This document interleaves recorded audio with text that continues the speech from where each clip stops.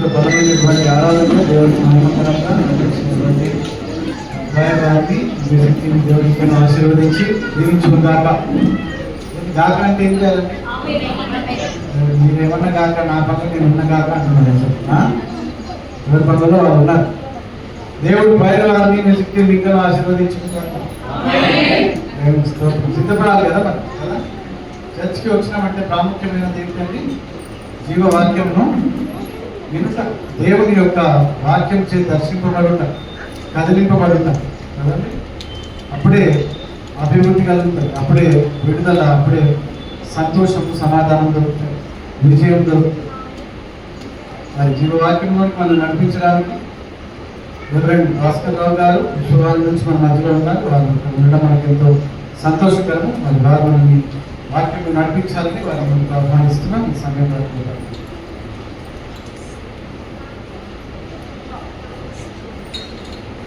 జీవము కలిగిన మన రక్షకుడైనటువంటి యేసు ప్రభు వారికి సతకోటములు స్తుతులు స్తోత్రాలు. ఈ దినము మీ అందరితో కలిసి పరిశుద్ధ ఆలయంలో ప్రభువును ఆరాధించుటకు ప్రభువు నాకు అనుగ్రహించినటువంటి అవకాశాన్ని బట్టి దేవునికి వందనాలు. అలాగే మరి యొక్క ఆరాధనకు మనం ప్రేమతో ఆహ్వానించినటువంటి మరి యొక్క ఎల్బేతల సంఘ వ్యవస్థాపకులు అయ్యగారిని బట్టి అమ్మగారిని బట్టి వందనాలు చెల్లిస్తున్నాం.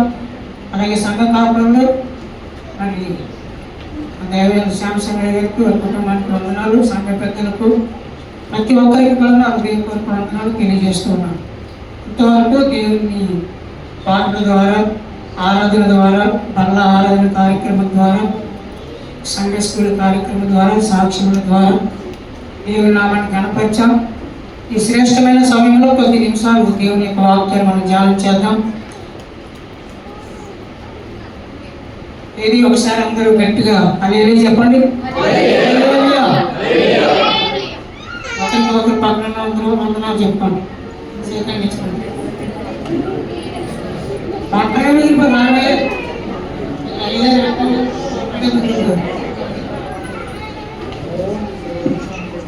సంతోషం. అందరూ బాగున్నారా? మీ మొక్కలు చెప్తే అందరూ సంతోషంగా ఉన్నాయి. హల్లెలూయా. మీరు దినదిన క్షేమాభివృద్ధి పొందుకొని మీ నవ్వులు చిరకాలము నూరేళ్ళు ఇలాగే వర్తిల్లాలని హృదయపూర్వకంగా కోరుకుంటున్నాను. యాక్షన్ చెప్పండి. అన్ని నీయే కదా.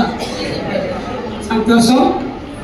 ప్రియమైన దేవుని పరిశుద్ధమైన వాగ్దాన చదవబడినటువంటి వాక్య భాగాన్ని మనం గమనించినప్పుడు ఈ మొదటి సమయాల గ్రంథము 15వ అధ్యాయంలో 26వ వచనాన్ని మనం చూసినప్పుడు దావీదు జీవము గల దేవుని సైన్యములను తిరస్కరించుటకు ఈ సున్నతి లేని ఫిలిష్తీయుడు ఎంతటి వాడు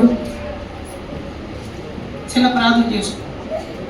పరిశుద్ధుడా, ప్రేమగల తండ్రి, మా రక్షక, మా జీవము కలిగిన మా సజీవుడైన మా యేసు ప్రభువా, మీ వందనాలు, స్తుతులు, స్తోత్రాలు. ఇదిగో తండ్రి, ఈ దినమునైనా అల్పులను అయోగ్యులైన జ్ఞాపకం చేసుకొని 40 సంఘంలో ఆయన నడిపించడానికి స్థితులు స్తోత్రములు తండ్రి.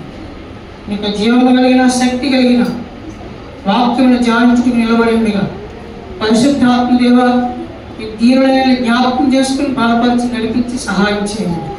యేసు నామమున అడిగి ప్రార్థిస్తున్నాము తండ్రి, ఆమేన్. ప్రియమైన దేవుని వారలారా, మనకందరికీ తెలిసినటువంటి సందర్భము మరి ఫిలిష్తీయులకి మరి ఇశ్రాయేలు యొక్క సైన్యానికి యుద్ధము జరుగుటకు సిద్ధపడినటువంటి దినములు. ఆ దినములలో ఈ సౌలు రాజుగా ఉన్నాడు. మరి గొలియాతు దేవుని ప్రజల మీదకి ఆయన వస్తూ ఉన్నాడు. ఆయన ఒక సవాలు విసిరాడు. ఇంతమంది మా తరపు నుంచి మీ తరపు నుంచి రావాల్సిన అవసరం లేదు. మీలో ఎవరైనా ఒకరు వచ్చి నన్ను చంపిన ఎలా మేమందరం మీకు దాసులు అవుతాం అన్నట్టుగా వారు సవాలు విసిరాడు. ఈ సవాలు విసిరినప్పుడు ఇశ్రాయేలులో ఉన్నటువంటి సైన్యం ఎవరికి కూడా అత్తగారికి ముందుకు వచ్చి యుద్ధము చేయడానికి ఎవరికి కూడా ధైర్యము సరిపోవట్లేదు. సౌలు రాజు కూడా వణికిపోతూ ఉన్నాడు. 40 దినాలు ఆ విధంగా వారికి వీరికి వాదాలు జరుగుతున్నాయి. కానీ ఎవరు కూడా దేవుని ప్రజల్లో నుంచి ముందుకు వెళ్ళి అత్తగారిని జయించడానికి సాహసం చేసినట్టుగా మరి మనం ఇక్కడ కనబడట్లేదు. 40 రోజులు అలాగే ఉన్నారు. పొద్దున్న లేస్తారు, మంచిగా బ్రేక్ఫాస్ట్ తింటారు, రంధ్రాలు గొర్రెలు అన్నారు, మళ్ళీ వెనక్కి వచ్చేస్తున్నారు. మళ్ళీ లంచ్ టైం అయిపోతుంది. మంచిగా కోళ్ళు ఎద్దులు మేకలు మంచిగా వండి పెడుతున్నారు. సముద్రాలు మంచిగా తింటున్నారు. మళ్ళా ఆడియో వేయించుకుని మళ్ళా వస్తున్నారు. వచ్చినప్పటికి గొర్రెలు అన్నప్పటికీ మళ్ళీ వెనక్కి వచ్చేస్తుంది. సాయంత్రం అయిపోయి ఇంకా యుద్ధం సాయంకాలం యుద్ధం చేయదు. మళ్ళా బాగా పుష్టిగా కోళ్ళు మేకలు నక్కలు పక్కలు మళ్ళా పడి మళ్ళా తెల్లలు వేసింది. ఇలా 40 దినాలు నడిచిపోతుంది. వాళ్ళు కోడి మీరు ఇదే జరుగుతుంది. ఈ సందర్భంలో మరి ఎస్ఐ కుమారులు కూడా యుద్ధంలో ఉన్నారు. సౌర సైన్యంలో సైనికులుగా వారి యొక్క చిన్న కుమారుడైనటువంటి దావీదును నాయన యుద్ధంలో ఉన్నటువంటి అన్నగారి దగ్గరికి వెళ్ళి ఈ సిద్ధపడిన యొక్క ఆహారం తీసుకుని వెళ్ళి వారి యొక్క యోగక్షేమాలను తెలుసుకొని రమ్మను పంపినప్పుడు ఇక్కడ ఈ విధమైనటువంటి వారహోదయ యుద్ధం జరుగుతూ ఉంది. సౌలు గారు కూడా ఒక ప్రకటన చేశాడు. ఏమనంటే ఎవరైతే వారిని చంపుతారో వారికి చంపిన వారికి రాజు ఏమేమి బహుమానిస్తాడో అవన్నీ కూడా ఇక్కడ ఉన్నట్టు మనం చూసుకోవాలి. చూడండి, రాజు బహుగా ఐశ్వర్యం కలిగజేసి తన కుమార్తెని ఇచ్చి పెళ్లి చేసి వారి తండ్రి ఇంటి వారిని ఇశ్రాయేలులో స్వతంత్రులుగా చేయనుగా. ప్రియమైన వాళ్ళ సౌలు రాజు ఒక ఆఫర్ ఇచ్చాడు. ఎవరైతే మన శత్రువును జయిస్తారో ఆ గొలియాతుని చంపుతారో వారికి విస్తారమైనటువంటి ఐశ్వర్యాన్ని ఇస్తాను, ధనం ఇస్తాను. అంత మాత్రమే కాదు, నా కుమార్తెనిచ్చి వివాహం చేస్తాను.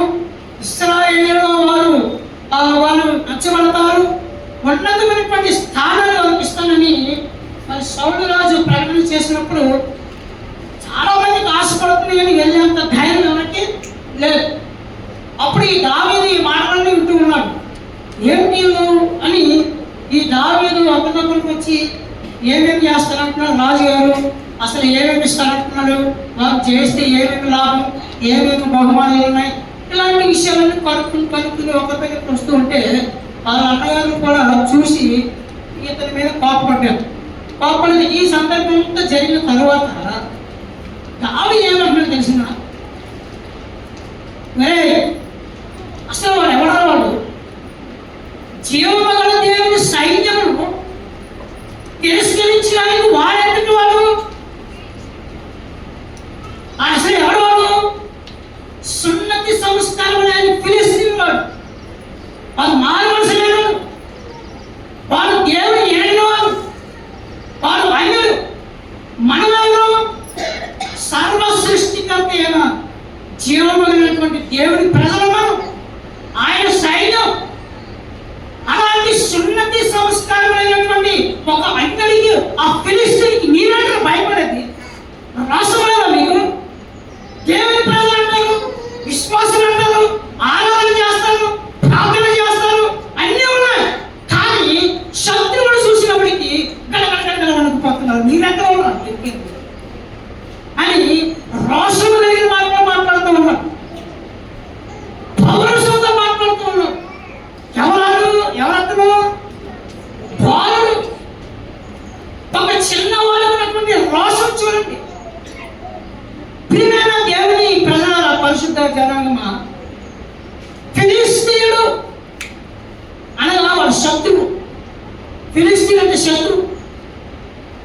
శత్రువు అంటే ఒక రోగమైన శత్రువు, ఆర్థిక సమస్యలు అనేటువంటి శత్రువు, నిందలు అనేటువంటి శత్రువు, శ్రమలు అనేటువంటి శత్రువు,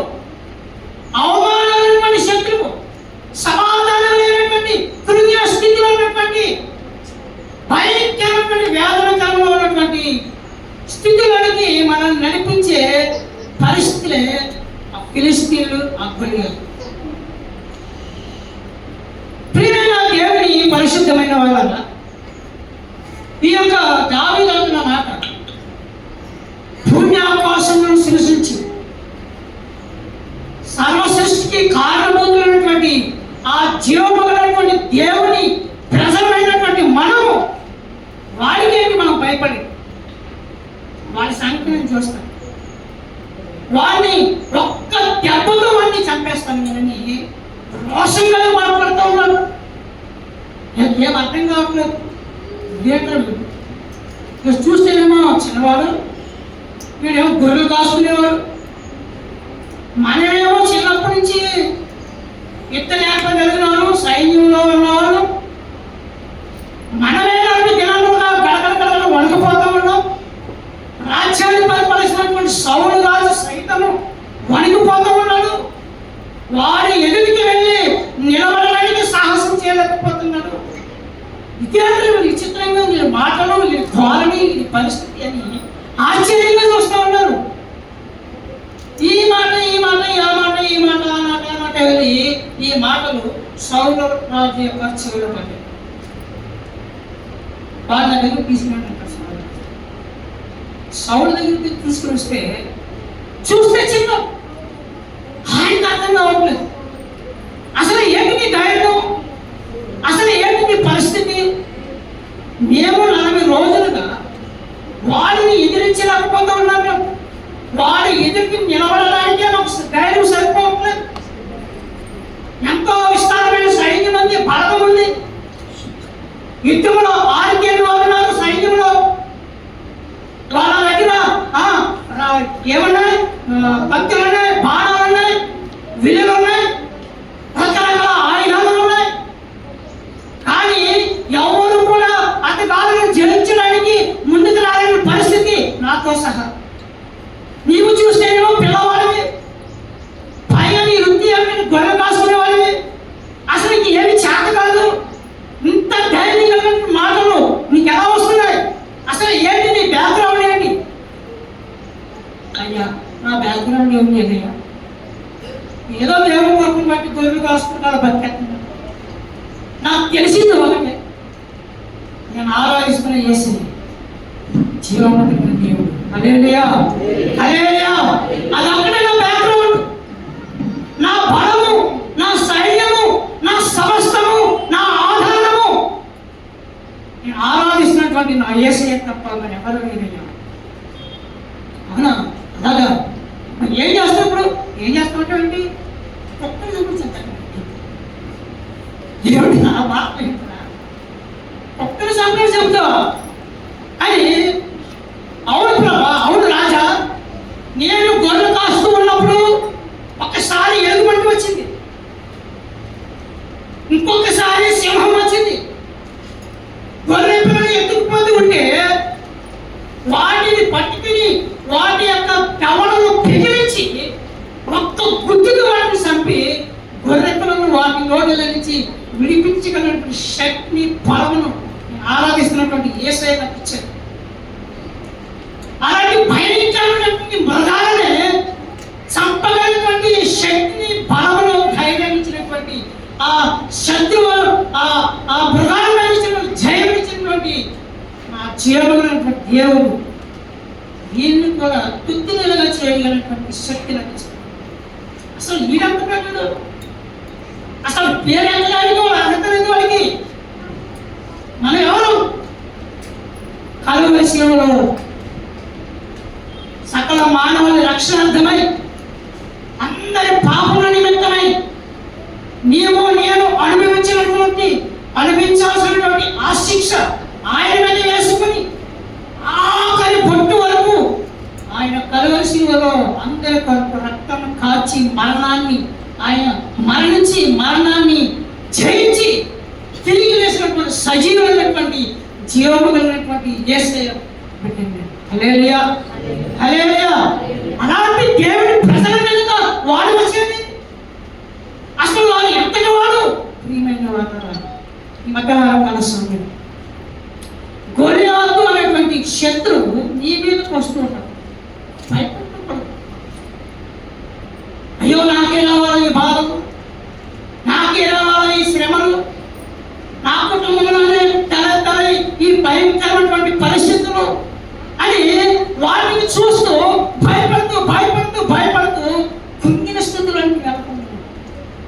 హల్లెలూయా, హల్లెలూయా.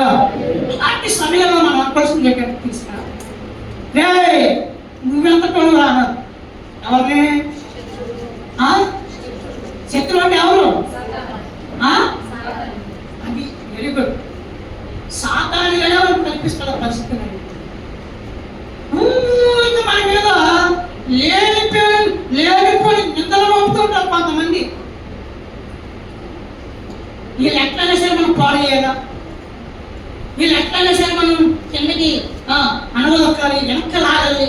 అబ్బో వీళ్ళు బాగా దేవుళ్ళు వెళ్తున్నారు, వీళ్ళ పిల్లలు దేవుడు ఆశీర్వదిస్తున్నారు, వీళ్ళ భక్తులైపోయి వీళ్ళ పిల్లలకు కూడా మంచి మంచి చదువులు, మంచి మంచి ఉద్యోగాలు వెళ్తూ ఉన్నారు, మంచి మంచి ఇల్లు కట్టుకుని బాగా దేవుడిని ఆరాధిస్తూ ఉన్నారు. ఏమిటి వచ్చాను ఆ స్థితిలో రాకుండా చేయాలి, అది వాళ్ళ పని. హల్లెలూయా. మనం దేవుడు ఆరాధిస్తున్నాం అనుకోండి, మనకి మంట, మనకేమో సంతోషం, వాడికేమో పడుకున్నాం మంటతో ఉంటుంది వాడు. అందుకని యేసయ్య బిడ్డలే పడతాడు వాడు, సంఘంలో చల్లబడతాడు వాడు, కుటుంబంలో చల్లబడతాడు, పిల్లల మధ్యలో వెళ్తాడు, లేనిపోయి ఆలోచనలో కలిగిస్తూ ఉంటాడు. అలాంటి సమయంలో మనం గుర్తించాల్సింది ఏంటంటే, రే నువ్వెంతటో ఆ సున్నతి సంస్కారం లేని వాడు, నువ్వు నా మీదకి వచ్చేది అని మనం ధైర్యంగా నిలబడాలి. హల్లెలూయా, హల్లెలూయా, హల్లెలూయా. ఒక రోజున యేసు ప్రభువు కదా అరణ్య మార్గంలో 40 దినాలు ఏం చేశాడు ఆయన? ఉపవాసం ఉన్నాడు. ఉపవాసం ఉండి ఆయన దేవుళ్ళు గడుపుతుంటే వాడు వచ్చాడు. ఎవరు? సిగ్గులన్నాడు, పిల్లల పేరు అంటాడు, పిల్లల పేరు తగిరా అని కొత్త తగిరా అంటాడు. మనం అనేమి అవసరం, చక్కగా వచ్చి మన మధ్యలోనే ఉంటాడు, నీ పక్కనే కూర్చుంటాడు. ఏమో పెద్ద చదివేస్తున్నా వాక్యం చాలమ్మా అని ఆవులకు చెప్తాను. చదివేటప్పుడు కొంతమందికి నిద్ర వస్తుంది, మీరు గమనించలేదు, నా తరగా చెప్తాను. నిద్ర రావాలంటే బైబిల్ చదువుతుంది. చదువులోకి ఎంతమా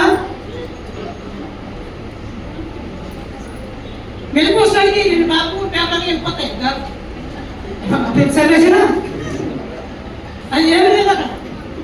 ఈ విధంగా వాళ్ళు ఏం చేస్తారంటే మనకి లేకపోతే వాళ్ళు మనకి కలిగించి ఆత్మీయతలో ఎదుగుదల లేకుండా చేస్తారు. యేసు ప్రభువారు పరిశుద్ధాత్మ అని ఆయన 40 దినాలు ఉపవాసం ఉండి ఉన్నటువంటి దినాలలో వాడు చేయమని తెలిసిన చూడండి, మత్తయి సువార్త 4వ అధ్యాయం. ఆ సోదరుడు ఆయన ఎద్దకు వచ్చి, నీవు దేవుని కుమారుడు అయితే ఆజ్ఞాపించమని. అందుకు ఆయన మనుష్యుడు కాదు గాని దేవుని నోట నుండి వచ్చు ప్రతి మాట వలన జీవించునని రాయబడి ఉన్నది. హల్లెలూయా. యేసు ప్రభువు అని ఇప్పుడు మాట్లాడిన వాక్యం మాట్లాడు.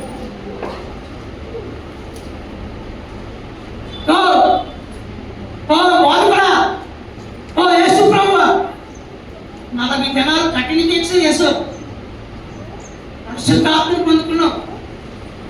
ఇప్పుడు నువ్వు బాగా ఆకలేస్తుంది, భయంకరమైన ఆకలేస్తుంది. నిజంగా నువ్వు దేవుని కుమారుడు అయితే ఈ రొట్టెలు, ఈ యొక్క రాళ్ళను రొట్టెలుగా చేసుకుంటుంది.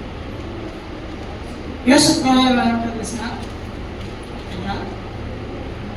మనుషుడు రొట్టె వల్ల మాత్రమే కాదు కానీ దేవుని నోట నుంచి ప్రతి నేను అడగ వాక్యం గురించి దేవుడు. రెండవ మాట చూడండి, నేనేమన్నాడు? అంతటా అపవాది పరిశుద్ధ పట్టణమునకు ఆయన తీసుకొని పోయి దేవాలయ శిఖరమున ఆయన నిలవబెట్టి, నీవు దేవుని కుమారుడు అయినట్టు క్రిందకి దూకుము, ఆయన నిన్ను గూర్చి తన దూతలకు ఆజ్ఞాపించి ఆదరించును. నీ పాదం ఎప్పుడైనా రాతికి తగలకుండా వారు నిన్ను చేతులతో ఎత్తుకుందరు అని వ్రాయబడినదని ఆయనతో చెప్పారు. అందుకు యేసు, ప్రభు అయిన నీ దేవుని నీవు శోధింపవలదని మరి ఒక చోట వ్రాయబడి ఉన్నదని వానితో చెప్పాను. మరలా అపవాది మిగులు ఎత్తైన ఒక కొండ మీదకి ఆయన తోడుకొని పోయి ఈ లోక రాజ్యములన్నిటినీ వాటి మహిమను ఆయనకు చూపి, నీవు సాగిలపడి నాకు నమస్కారం చేసిన వీటన్నిటిని నీకు ఇచ్చదనని ఆయనతో చెప్పగా, యేసు వారితో, సాతానా పొమ్ము, ప్రభు అయిన నీ దేవునికి మృక్కి ఆయనను మాత్రమే సేవింపవలనని రాయబడి ఉన్నదనెను. దేవుడిలో మనం ఉన్నప్పుడు సోదరులు ఏం చేస్తారు తెలిసిన, రకరకాలుగా మనల్ని బలహీనపరచాలని కొన్ని తలంపులు మన ముందుకు తీసుకుని వస్తారు. నీవు నాకు నమస్కరిస్తే కదా, నీవు నాకు మొక్కితే నీకు అది ఇస్తాను ఇది ఇస్తాను అని రకరకాలుగా ఆశలు చూపుతూ ఉంటారు. అందుకనే దేవుని వాక్యం ఏమంటుంది, శరీరాశయం, నేత్రాశయం, జీవనం. ఈ మూడు విశ్వాసని బలహీనపరుస్తాయి. ఈ మూడిటినే దేవుడు సేవకుల దగ్గరికైనా, సాతాను గారు విశ్వాసుల దగ్గరికైనా ఈ మూడింటినే తీసుకొస్తాడు. వాడు శరీర సంబంధమైనటువంటి కోరిక కదా, ఇంకా నేత్రాశ, కంటికి ఇంపైన వాడిని ప్రతిదాన్ని చూసిన వల్ల కావాలనుకోరు. తర్వాత జీవకుడు, అధికారం, పేరు, ఘనత, ఈ మూడింటి ద్వారా ఒక సేవకునైనా ఒక విశ్వాసునైనా వాడు పడగొట్టాలని చూస్తారు. గమనించండి, ఈ మూడు రకాల విధమైనటువంటి శోధనలో దేవుడు వాక్యం ద్వారానే మాట్లాడారు. హల్లెలూయా. వాక్యంతోనే వారి యొక్క నోరు గురించి. వాక్యము ఎవరి గుళ్ళలో ఉండదో, వాక్యము ఎవరి హృదయాలలో ఉండదో, వాక్యంలో ఎవరైతే నిలబడి ఉండరో వారు సులువుగా ఈ గుడితో పడతారు. వాళ్ళు పడిపోయేవారు అంటే మనం అప్పుడే గుర్తించాలి, వారిలో వాక్యము లేదు, వారిలో వాక్యము లేదు.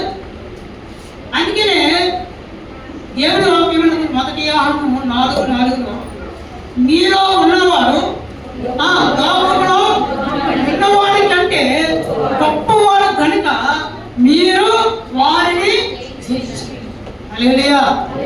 మీలో ఉన్నవాడు లోకంలో ఉన్నవాడి కంటే గొప్పవాడు. లోకము పాపం, లోకము సాతానుల సామ్రాజ్యం కనుక ఆ లోకమైనటువంటి సాతానుల కంటే గొప్పవాడు మనం ఆరాధిస్తున్నటువంటి యేసు కనుక మీరు వారిని జయించి ఉన్నారు. ఈ శోధనైన, శ్రమలైన, ఇబ్బందులైన, ప్రతి విధమైనటువంటి పరిస్థితులైనా మనం జయించి ఉన్నాము. ఎందువలన అంటే దేవుని యొక్క వాక్యము మనలో ఉంది కనుక. హల్లెలూయా, హల్లెలూయా. కనుక ప్రియమైన వారలారా, దేవుని యొక్క వాక్యము ఎవరిలో ఉంటుందో దావీదు జీవితంలో కూడా, ఆయన గుండెల్లో, ఆయన హృదయంలో కూడా దేవుని వాక్యం నింపుకున్నాడు, దేవుని మాటలు నింపుకున్నాడు. ఎలా నింపుకున్నాడు మీరు అనుకోవచ్చు. మారాయేమి మందిరం అదేనా, ఎవరికి మారాయేమి పాస్టర్ లేదు కదండి. మారాయేమి కుటుంబాలను, కుటుంబ ఆరాధనలు, కుటుంబ ప్రార్థనలు, ఉపవాస ప్రార్థనలు ఏమి లేవు కదండి. ఎప్పుడు చూసినా పొద్దున లేస్తాడు, సర్దుబాటు చేత పట్టుకుంటాడు, ఆ గొడవలు తీసుకుని అరలో పోతాడు, అరణ్యంలో ఉంటాడు, ఎడారిలో ఉంటాడు. ఆయనకి ఎక్కడండి వాక్యం, ఆయనకి ఎక్కడండి దేవుని మాటలు అని అనుకోవచ్చు. ప్రియమైన వాదన 23వ కీర్తనలో మనం జ్ఞాపకం చేసుకున్నప్పుడు ఏమంటుంది చూడండి, స్టార్టింగ్ యెహోవా నా కాపరి, నాకు లేమి కలుగదు, పచ్చిగల చోట్లను ఆయన నన్ను పవిత్ర చేయుచున్నాడు, చేస్తున్నాడు, శాంతికరమైన తెలిసిందే. ఎందుకు ఆయన ఆయన అని అంటున్నాడు? ఎందుకు యెహోవా నా కాపరి నాకేమి కాలేదని ఆయన పలుకుతా ఉన్నాడు? ఆయన పచ్చిక కలచడానికి తీసుకెళ్ళ ఆయన ఆయన ఆయన ఆయన మన ప్రభు అయినటువంటి యేసు. హల్లెలూయా. మన పెద్దలు అనేటువంటి మన పెద్దలు ఐగుప్తు దేశం నుంచి వచ్చినప్పుడు ఈ అరణ్య మార్గంలో 40 సంవత్సరాల కాలంలో ఆ అరణ్య యాత్రలో దేవుడు చేసినటువంటి అద్భుత కార్యములను, ఆశ్చర్య కార్యాలను, కార్యములను, ఆ 10 తెగుల చేత ఇత్యాది ఘనమైన మహత్తమైనటువంటి బలమైన ఘనమైన అద్భుతాల ద్వారా కార్యముల ద్వారా తన ప్రజలైనటువంటి ఇశ్రాయేలు ప్రజలను ఆ భయంకరమైనటువంటి ఆ శాపములో నుంచి ఆ శాపగ్రస్తులైనటువంటి ఆ ఐగుప్తు దేశంలో నుంచి ఆయన విడిపించి ఆ కానానున్నటువంటి వాగ్దాన దేశంలోకి నడిపించినటువంటి దేవుని యొక్క కార్యములను ఆయన గురించి పూర్వీకులు వాళ్ళ తల్లిదండ్రుల నుంచి ఏ తల్లిదండ్రులు ఆ తల్లిదండ్రులు చెప్పుకుంటూ వస్తే యెషయా అయినటువంటి ఆయన తండ్రి కూడా దావీదుకి మన పితరులకు చేసినటువంటి ఆ కార్యాలను గురించి ఆయన చెప్పి ఉన్నాడు. తన తండ్రి అయినటువంటి యెషయా మన పితరులైనటువంటి ఆ ఇశ్రాయేలు ఐగుప్తు దేశం నుంచి వచ్చినప్పుడు దేవుడు ఎలా నడిపించాడో, ఎలాంటి కార్యములు చేస్తూ వచ్చాడో అవన్నీ తరను వాళ్ళు చెప్పుకుంటూ వస్తే యెషయా అయినటువంటి ఆయన తండ్రి కూడా ఆ విషయాలను కూడా గారు చెప్తూ వచ్చాడు చిన్నప్పటి నుంచి. అవన్నీ కూడా మనసులో పెట్టుకుని ఆయన దేవుని యందు పరిపూర్ణమైనటువంటి విశ్వాసం దేవుని వల్ల కలుగుతుందండి, వినటం వలన. హల్లెలూయా. ఆ వినే సంగతులు ఈయన మాట ఎవరు వినాలి? యేసయ్య. ఆ దేవుని కార్యాలను గురించి, ఆ దేవుని నడిపించినటువంటి ఆ 40 సంవత్సరాలు ఆయన చేసినటువంటి అద్భుతాలను గురించి ఆయన వింటూ తన హృదయంలో ఆయన తలపోసుకుంటూ ఆయన గుండెల నిండా దేవుని యొక్క మేలులను కార్యములను ఆయన విప్పుకుని అవన్నీ కూడా తన గుండెల్లో పెట్టుకొని పూర్ణ హృదయంతో పూర్ణ మనసుతో దేవుని ఆరాధిస్తూ సంపూర్ణమైనటువంటి విశ్వాసంతో దేవుని మీద ఆధారపడి జీవిస్తూ ఉన్నటువంటి ఆ దావీదు పలుకుతున్న మాటలు చూడండి. మీలో ఉన్నవాడు లోకంలో ఉన్నవాడికి గొప్పవాడైనటువంటి సంగతిని గ్రహించినటువంటి దావీదు ఆయన ఏమంటున్నాడంటే ఆ సున్నతి సంస్కరణమైనటువంటి ఆ ఫిలిష్తీయులైనటువంటి ఆ గొలియాతు ఎంతటి వాడు సవాలు సిద్ధం. ప్రియమైన వాళ్ళ చదువుకున్న బిడ్డలు ఉన్నారు, మీరు భయపడవద్దు. ఆ సబ్జెక్ట్ గురించి లేదా ఈ సబ్జెక్ట్ గురించి నాకు అర్థం కావట్లేదు, మీరు ఎమ్మటే గుర్తు తెచ్చుకోవాలి. నాలో ఉన్నవాడు గొప్పవాడు. హల్లెలూయా. నాలో ఉన్నవాడు ఇంగ్లీష్ ఏం చేస్తారు అలా విన్నది మీరు పిల్లలు అర్థమవుతుందా? నాకు అర్థం కాకపోతుందా నేను సోషల్కి ఏమో స్కూల్కి ఏమో పిల్లలు మీకే యేసయ్య నాతో ఉన్నాడు చెప్పండి. యేసయ్య నాతో ఉన్నాడు, జ్ఞానం ఇస్తాడు. హల్లెలూయా. నాకు విజ్ఞానం ఇస్తాడు. హల్లెలూయా. కనుక ప్రియమైన వాళ్ళ ఏటి గురించి మీరు భయపడవద్దు. రోగాల విషయంలోనైనా, శరీర సంబంధమైన శ్రమల విషయంలోనైనా, ఆర్థిక సమస్యలలోనైనా, పిల్లలకి ఇంకా పెళ్ళి రావట్లేదు, పెళ్ళైన ఇంకా పిల్లలు పుట్టట్లేదు, ఇలాంటి విషయాల్లో దేవుని గురించి మీరు కురుకుపోవచ్చు. నేను ఆరాధిస్తున్నటువంటి దేవుడు నా పక్షాన ఉన్నాడు. హల్లెలూయా. జీవము దేవుణ్ణి బిడ్డలో మేము ఈ శ్రమలను అన్యాయం చేస్తాయి, ఇబ్బందులు అన్యాయం చేస్తాయి, నువ్వు సునాయాసంగా వాటిని గద్దించావు. యేసునామములో హల్లెలూయా.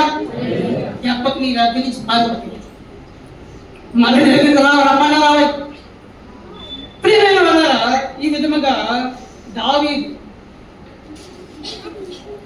తను ఆరాధిస్తున్నటువంటి జీవనము కలిగినటువంటి దేవుని యొక్క నామములో ఒక్క రాయితో గొలియాతును హతమార్చినట్టు మనం చూస్తాం.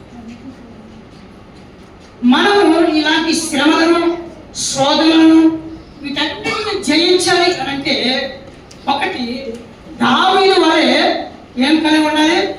విశ్వాసము కలిగి ఉండాలి. హల్లెలూయా. దావీదు వలె మనం ఎలా ఉండాలి? విశ్వాసము కలిగి ఉండాలి. వినుట వలన విశ్వాసము కలిగినటువంటి ఆ విశ్వాసం మనం కలిగి ఉండాలి. దేవుని వాక్యాన్ని వింటున్నాం, ఎన్నో ఇలాంటి మాటలు, దేవుని కార్యాలను వింటున్నాం సేవకుల ద్వారా. మనము విశ్వాసంలో మనం బలపడుతూ ఉన్నప్పుడు దావీదు జీవితంలో ఇచ్చిన జయాన్ని నా జీవితంలో ఇస్తాను. హల్లెలూయా. కనుక మనం ఏ విషయంలో భయపడాల్సిన అవసరమో, అనేక శ్రమలు వస్తాయి, అనేకమైన ఇబ్బందులు వస్తాయి. యేసు ప్రభువుని కూడా మనం చూసినట్టుగా పలు రకాలుగా శోధించి పడగొట్టాలని చూశాడు. కానీ ఆయన ఎందుకు అపవాదికి నోరు మూయించారు? ఎప్పుడు అపవాదికి నోరు మూయించారు చెప్పండి? 40 దినాలైనా ఉపవాసం ప్రార్థన చేశారు. రెండవది మనం కలిగి ఉండాల్సింది ఏంటంటే ప్రార్థన. మనం కలిగి ఉండాల్సిన అనుభవం ఏంటి? ప్రార్థన. ప్రార్థన అనుభవం కలిగి ఉన్నప్పుడు భయంకరమైనటువంటి శ్రమలైనా, ఇబ్బందులన్నీ ఏదైనా కానీ వాటన్నిటి మీద దేవుడు మనకి మొదటిగా మనం చూస్తాం. ఎస్తేరు గ్రంథంలో 6వ అధ్యాయంలో మనం గమనించినప్పుడు ప్రియమైన వాళ్ళ అక్కడ మొదటిగా కొమ్మ దగ్గర ఉంటారు. రాజా ఆజ్ఞ ఏంటంటే కొమ్మ దగ్గర ఉన్నటువంటి మొదటికాయ అక్కడ ఉన్నటువంటి కొంతమంది లోపలికి వెళుతున్న వారికి, లోపల నుంచి బయటకు వస్తున్న వారికి వాళ్ళు వంగి సాష్టాంగ నమస్కారం చేయాలి. అది వాళ్ళ డ్యూటీ, అది రాజా ఆజ్ఞ. ఆ ఆజ్ఞను తిరస్కరిస్తే వారికి మరణశిక్ష. ఈయన మొర్తికైనటువంటి ఆయన గుమ్మల దగ్గర ఉంటాడు. హామాను ఉన్నాడు, హామాను మంత్రి. ఈయన లోపలికి వెళ్తున్నప్పుడు, బయటకు వస్తున్నప్పుడు అక్కడ ఉన్న వాళ్ళందరూ వంగి నమస్కారం చేస్తారు. కానీ మొర్తికై మాత్రము అతగారికి నమస్కారము చేయట్లేదు. అది మనసులో పెట్టుకుని ఇంటి దగ్గరికి వెళ్ళి హామాను తన కుటుంబంతో పంచుకున్నాడు, స్నేహితులతో పంచుకున్నాడు, భార్యతో పంచుకున్నాడు. రాజుగారు రాజస్థానంలో సింహాసనం దగ్గర, రాజుగారి దగ్గర, రాజకోటలో నాకు ఎంతో పలుకుబడి ఉన్నది. రాజుగారు కూడా చాలా నన్ను మెచ్చుకుంటున్నారు. కానీ ఒక్క విషయంలోనే నాకు ఎంతో బాధ ఉందని ఇంట్లో పంచుకుంటున్నాను తన బాధ. అయ్యా ఏమైంది ఏమిటంటే ఏమి లేదు, ఆ బూతులు ఉన్నాడు, ఆ బొద్దిగా అనేవాడు. అందరూ నాకు సాష్టాంగ కూడా నమస్కారం చేస్తున్నాడు. కానీ వాడు మాత్రం నాకు వంగట్లేదు, నమస్కారము.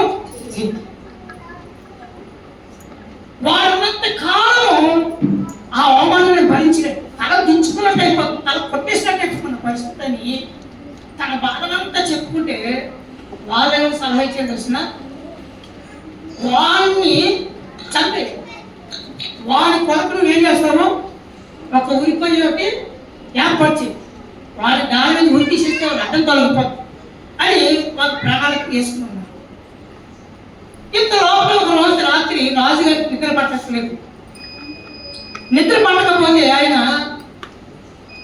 అంతకుముందు ఉన్నటువంటి రాజుగారి పరిపాలించినటువంటి కాలంలో ఉన్నటువంటి ఆ గ్రంథాలు ఆయన చదువుతూ ఉన్నారు.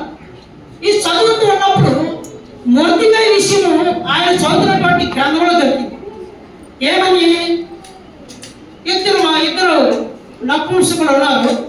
వారు రాజుగారి మీద పట్ట చేసినటువంటి సంగతిని ఈ మొర్దెకై గమనించి రాజుగారికి తెలియజేశారు. ఆ దినాల్లో ముందున్న రాజుగారి దినాలు అయితే రాజుగారికి మేలు చేశాడు మొర్దెకై.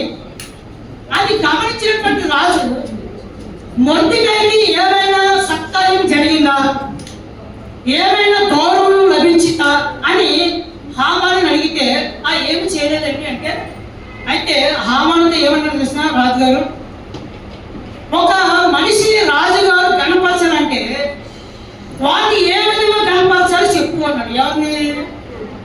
హామాని. హామాన్ అనుకున్నాడు, రాజుగారు కనపరిస్తే నన్ను కనపరచకపోతే ఇంకెవరు కనపరుస్తారు? రాజ్యంలో నా మాట తిరగలేదు, నేను ఏదంటే అదే రాజుగారికి వేదవాకు. రాజుగారి అంతటోడు నేను, రాజు తర్వాత రాజు లాంటి వాడు నేను.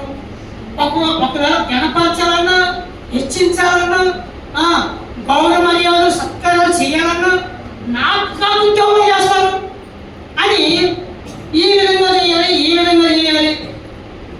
రాజు వస్త్రాలు ధరింపజేయాలి, కిరీటం పెట్టాలి, రాజుగారు గొర్రె మీద ఎక్కించి ఊరేగించాలి. ఇవన్నీ చెప్తే ఇమ్మీడియట్గా నువ్వు ఆ పనులన్నీ కూడా నువ్వు మొద్దిగా చేయాలి. హల్లెలూయా, హల్లెలూయా. ప్రియమైన వాళ్ళ ఈ సంగతి మీకు ఏం చెప్పినంటే, గొప్ప దగ్గర ఉన్నాడు మొద్దికి, అనగా కింది స్థాయిలో ఉన్నాడు, తక్కువ స్థితిలో ఉన్నాడు. సాతాను అనేటువంటి హామాను గారు ఈ దేవుని పెట్టినటువంటి మొద్దికాయ మీదకి ఎలా పాల్గొంటున్నాడు, హతమార్చాలి. అయితే ప్రియమైన వాళ్ళ నేను నమస్కరిస్తే నా యేసయ్యకే నమస్కరించాలి. నేను సాగిల పడితే నా యేసయ్యకే సాగిల పడాలి. ఈ మనిషికి ఏంటన్నట్టుగా మొదటికై అతగాడికి నమస్కరించలేదు. అలాగా ఆయన దేవుల్లో బలమైన నిలబడ్డాడు కనుకనే ప్రియమైన వాళ్ళ హామాను చంపాలి అనుకున్నట్టు మొదటికైని రాజుగారు అత్తగారి చేతని గౌరవించేటట్టుగా చేశాడు. హల్లెలూయా, హల్లెలూయా. ఎవరైతే చంపాలనుకున్నాడో ఆ హామాని మొర్దెకైని అతని చేతుల ద్వారా అతని చేతులతో సిద్ధపరుస్తూ ఉన్నాడు. రాజవస్త్రాలు ధరింపజేశాడు, చేతులకు ఉండాలు పెట్టాడు, తల కిరీటం పెట్టాడు, గొర్రెలను ఎక్కించాడు. ఊరంతా ఊరేగిస్తూ ఎంతో ఘనమైన స్థానాన్ని గొప్ప దగ్గర మొర్దెకైకి దేవుడు అనుగ్రహించాడు. హల్లెలూయా, హల్లెలూయా.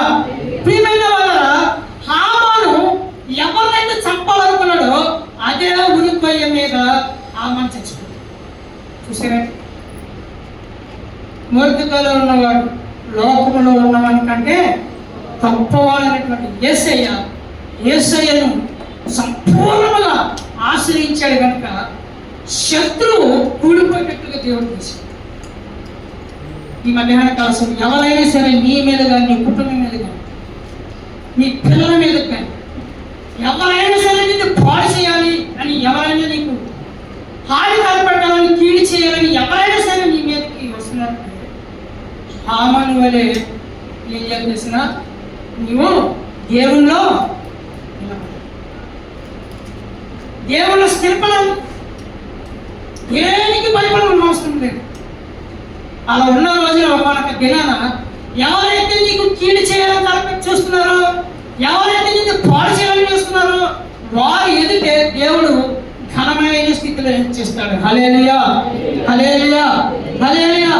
కనుక ప్రియమైన వాళ్ళ మనము ఈ సాతాను యొక్క క్రియలను మనం జయించిన వారు అయినప్పుడు, అపవాది యొక్క క్రియలను మనం జయించినప్పుడు మనకి కలిగే మేలు ఈ లోక సంబంధమైన ఆశీర్వాదాల గురించి మాట్లాడండి. ఈ లోక సంబంధమైన ఆశీర్వాదాలు వస్తాయి. అయితే అన్నిటికంటే కూడా మనకు మన ఆత్మలకు సంతోషపరిచే ఒక ఆశీర్వాదం ఏం చేసిన, మనం ఎప్పుడైతే లోకాన్ని, లోకంలో ఉన్నటువంటి వాటిని, దేవునికి విరోధమైన వాటిని, శరీరాశలు, జీవపు డంబము, వీటన్నిటిని కూడా మనం ఎప్పుడైతే జయించి దేవుడిని నిలబడతామో దేవుడు మనకి ఇచ్చే ఆశీర్వాదం ఉన్నతమైన ఆశీర్వాదం తెలిసిన 1000 ఏళ్ల పరిపాలనలో మనం ఉంచుతాం. హల్లెలూయా, హల్లెలూయా. 1000 ఏళ్ల పరిపాలనలో ఎవరు ఉంటారయ్యా అని అంటే సాతాను గాని జయించిన వారే ఉంటారు. సాతానికి లోబడిపోయి, సాతాను గారికి లోబడిపోయి, సాతాను గారి మాటలకు లోబడిపోయి, సాతాను గారి యొక్క కార్యాలకు లోబడిపోయి, లోక సంబంధమైన ఆచారాలకు, లోక సంబంధమైనటువంటి క్రియలకు లోబడి అటు దేవుడు దేవుడేను, ఇటు లోకము లోకమేను ఇది చేస్తే తప్పేంటి, అది చేస్తే తప్పేంటి, ఏమి కాదు అన్నారనుకోండి. ప్రియమైన వాళ్ళ మనము దేవుని యొక్క మనకు అనుగ్రహిస్తున్నటువంటి ఆ పరలో 1000 ఏళ్ల రాజ్యంలోనికి వెళ్ళలేము, నిత్య రాజ్యంలోనికి.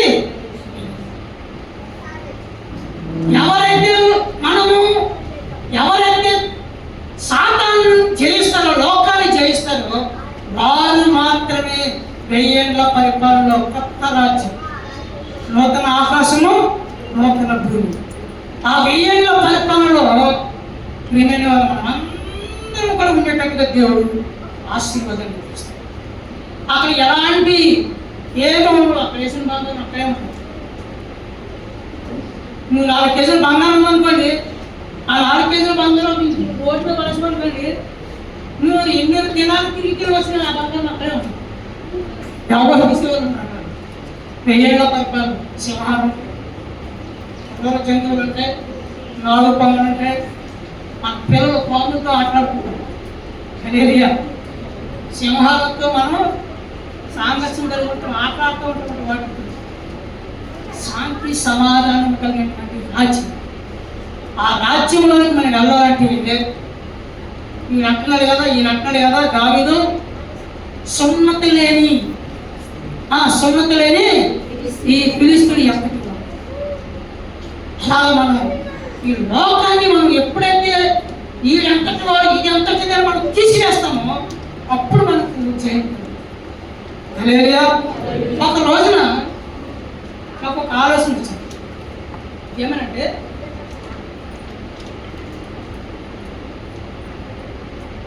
ఈ లోక సంబంధంగా ఉన్నటువంటి అపవాదిని, ఆ క్రూరమైనటువంటి సాతాన్ని కానీ దేవుడు బంధించి పాతాళంలో బంధిస్తాడు. పాతాళంలో బంధించిన తర్వాత 1000 సంవత్సరాలు మనల్ని ఆయన ఆ 1000 ఏళ్ల కాలంలో పడతాడు. నాకు అనిపించింది, ఏంటి ప్రభువా, సాతాన్ని కానీ బంధించేసావు, కాబట్టి సమస్య లేదు, ప్రాబ్లం లేదు, నేను పర్వత రాజ్యానికి తీసుకోవచ్చు కదా. కళ్ళకి లేదు, అక్కడికి కదా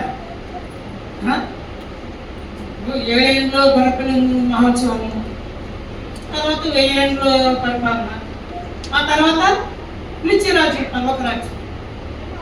ప్రభువా, నాకు 1000 ఏళ్ళలో పరిపాలన అంటే ఎందుకు, ఒకేసారి ఇంకో పర్వత రాజ్యానికి తీసుకోవచ్చు కదా, ఎలాగా అక్కడ తీసుకెళ్తావు కదా అని ప్రభువును అడిగినప్పుడు ప్రభు ఒక తలం ఇచ్చాడు. ఎందుకు 1000 ఏళ్ళ పాలన ఆయన పెట్టాడు, అసలు ఏ ఉద్దేశం చేత 1000 ఏళ్ళ పరిపాలన పెట్టాడు అంటే, ఆదామును సృష్టించినప్పుడు దేవుడు ఆదాము యొక్క జీవితంలో ఆయన ఏవైతే చూడాలి అనుకున్నాడో అది నెరవేరాలి. అర్థమైన మాట మీకు, ఆదామును అవ్వను కలుగజేసినప్పుడు దేవుడు వారికి సంతానాన్ని ఇస్తాడు, సంతానాన్ని ఇస్తాడు, ఆయన పరిశుద్ధంగా చేసుకుంటాడు. ఆయన ప్రణాళికలు వేరే ఉన్నాయి. ఆ విధంగా చెయ్యాలి అని దేవుడు సృష్టిస్తే వీళ్ళు ఏం చేస్తే తెలిసిన వీళ్ళ ఆత్మ అతిక్రమణ బట్టి ఈ సున్నతలైనటువంటి సాతాను మాటకు లోబడిపోయి దేవుని యొక్క ప్రణాళికను వాళ్ళు అడ్డం చేశారు. దేవుని ప్రణాళిక వాళ్ళు అడ్డొచ్చారు. అక్కడి నుంచి ఇంకా దేవుని తోట నుంచి తరిమి వేయబడడం, మనకి రావడం, అంతా దేవుని యొక్క చిత్తమంతా వేరే అయిపోయింది, ఆత్మ అయిపోయింది లోపల. అందుకని మానవుని ద్వారా దేవుడు ఏదైతే చేయాలి, ఏ విధంగా మనిషిని చూడాలి, ఏ విధమైనటువంటి స్థలంలో మనిషిని పెట్టాలి, ఏ విధమైనటువంటి స్థితిలో మనిషిని చూడాలి అని దేవుడు అనుకున్నాడో అది నెరవేర్చకుండా ఒకేసారి పర్వత రాజ్యం తీసుకెళ్ళడానికి నాకు ఇష్టం లేదు. ఆది కాలంలో ఏదేను కోటలో ఆదామును అవ్వను వారి ద్వారా కలిగే సంతానాన్ని ఏ విధంగా చూడాలి అనుకున్నాడో అది 1000 ఏళ్ళ పరిపాలన చూస్తాడు దేవుడు. హల్లెలూయా. ఆయన ఆశను ఆ 1000 ఏళ్ళ పరిపాలన కాలం నెరవేర్చుకుని ఆయనకు తృప్తి కలిగిన తర్వాత నిత్యరాజ్యం తీసుకుంటాడు. హల్లెలూయా. కాబట్టి ప్రియమైన వాళ్ళు కాకుంటే మన ఈ తొలకాయ ఆంజాలు 80 సంఘం ఉండేవాళ్ళనే కాదు. ఆదాములు అవ్వవాళ్ళు అతికించకపోతే అసలు అని ఎక్కడ వాళ్ళమో నేనే అక్కడ వాళ్ళేమో ఏదో కాదు. ఈ చెల్లిపోయే పరిస్థితి లేకుండా కనుక ప్రియమైన వాళ్ళు ఈ మధ్యాహ్నం పరిస్థితి నిన్ను ఏదైతే బాధిస్తుందో, నీ కుటుంబంలో ఏది నెమ్మది లేకుండా చేస్తుందో, నీ జీవితానికి ఏది సమాధానం సంతోషం లేకుండా చేస్తుందో, నీకు ఏదైతే ఎదుగుదల లేకుండా చేస్తుందో, నీ శరీరాన్ని కృంగదీస్తూ నలపడుతున్నటువంటి రాగుల గురించి భయపడుతున్నా, బాధపడుతున్నా, పిల్లల వివాహం విషయంలో, పిల్లల పుట్టట్లేదు, వ్యాపార విషయంలో, కుటుంబం విషయంలో, ఉద్యోగం ఇచ్చాది, పిల్లల గురించి చదువుల విషయంలో అనేకమైనటువంటి పోరాటంతో నలిగిపోయి విసిగిపోతూ ఉన్నాయేమో.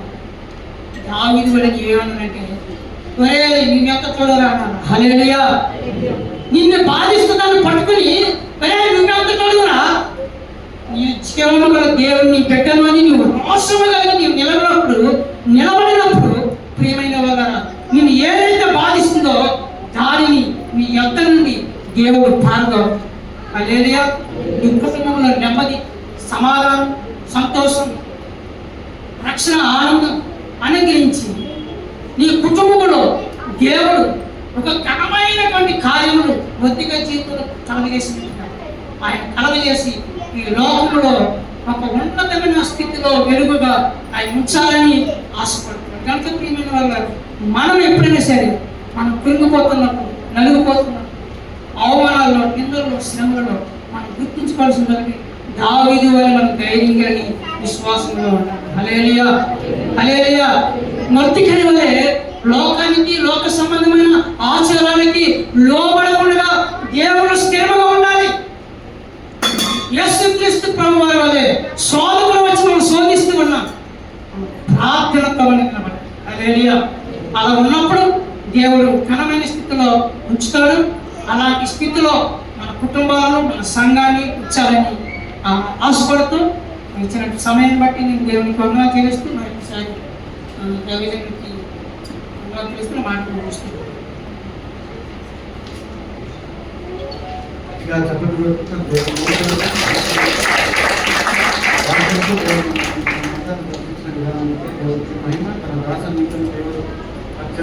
వాడుకున్న దాకా